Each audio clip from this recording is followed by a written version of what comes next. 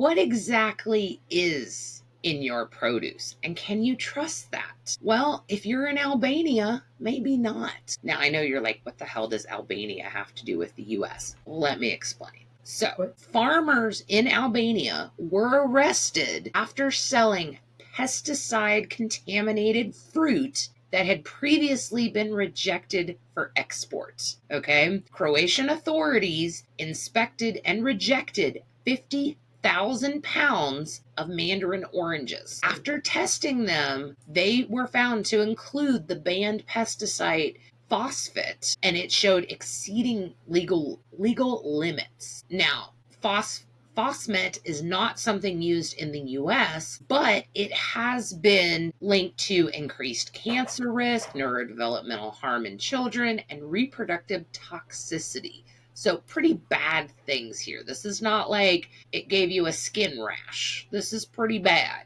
Right. Now, instead of destroying the 50,000 pounds of mandarins, as was required, the farmers then falsified the documents and reintroduced the contaminated fruit into the market. Now, 3 individuals were then charged with abuse of duty, violation of hazardous substance regulations, production and sale of harmful food products, and food fraud. All good things. But what's important here is this particular case has actually sparked public outrage, not just in Albania regarding their food safety regulations, but it's also bringing up there is a lot of not only produce, but food products in general that are imported and exported all over the world. And we think of importing and exporting as a one-way track. It goes from this country to this country.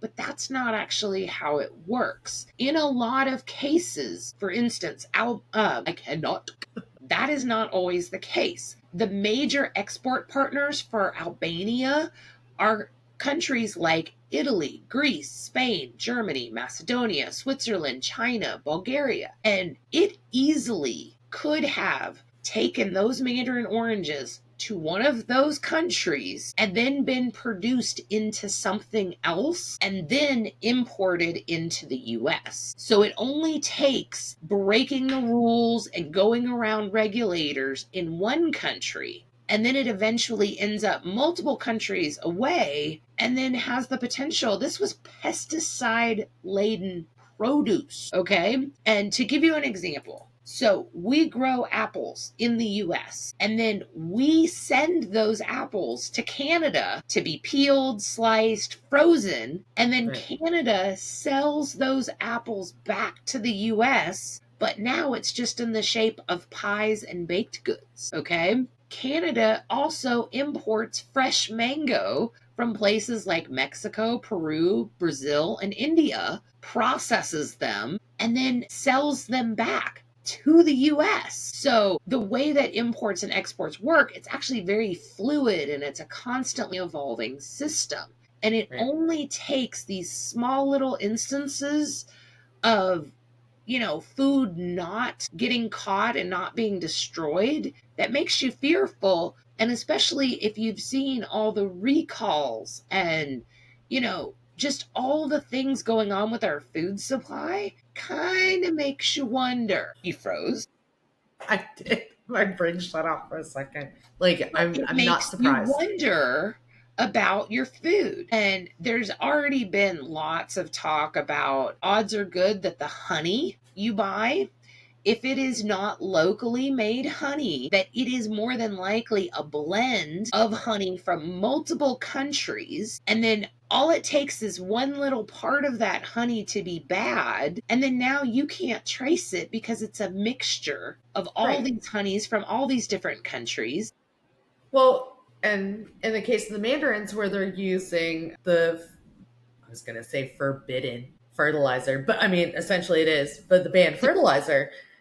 But you've got bees that are in those same fields. So you're looking at more widespread ramifications. So it's adding to other content where you have a blended substance. So you don't even necessarily have the tracing abilities when it comes down to processing and creating new products like jams and jellies and fruit filled substances, and those little cups of mandarin fruits. Like, Yeah. you have no idea. You have zero clue. No. And so there's a lot of food products that are made here in the US that stay within the US. Yeah. But next time you go to the grocery store, I want you to start looking at some of the labels, because you may be surprised that some of your canned produce, like your fruits and vegetables, especially sauces, if you've ever looked, like literally on international aisles, everything is exported from another country. And so Yeah. you're trusting that that country's system is so airtight that nothing's getting past it. And we've got enough issues here in the US right now where, with the FDA and the USDA and the Department of Public Health and just all Right. this stuff going on. And so it really makes me fearful about different foods in our supply chain. I I mean, mean, even foods that are made here in the US, we get recalls all the time. There was a popular chocolate bar that had little tiny stones in it, like rocks, oh, okay? Or all the times that there was liquid eggs that had cleaner in them, okay? So we don't even have to play the import export game to possibly have contaminated food. And now we've yeah, got, farmers like forging documents and knowing something is, hazardous. basically is hazardous, and they're Hmm. still going above and beyond to get it into the marketplace because I'm sure that those farmers just wanted to get paid. Yeah, but it's so hard because even if something is produced here, and again, outside items coming in could be American apples, and I think it's the Middle East is actually one of the largest suppliers of grain. So flour, hardtack, like all of that comes from the Middle East. We've got fruits and vegetables that come from Mexico, some of it from South America and Central America. Like we've got like if you think about even just one item and how far that can stretch and what that looks like. Well, and then when you also think about how often do you eat ingredients and how Mm, often do you eat finished products? So right. each product then has 15 ingredients, and those all came from 15 different locations. And I Yeah. mean, I know we really haven't gone on like the food conspiracy tunnel for a while, but this really makes my brain go into I've got to start a farm. I've got to raise my own chickens so they don't grow in a lab. I've got to literally take care of all of my own food because I can only trust myself. Yeah. That's it. And sometimes that's not even enough. No. So let us know down below. Are you worried about our food supply and what happens in other countries before the food gets to the US? Let us know down below.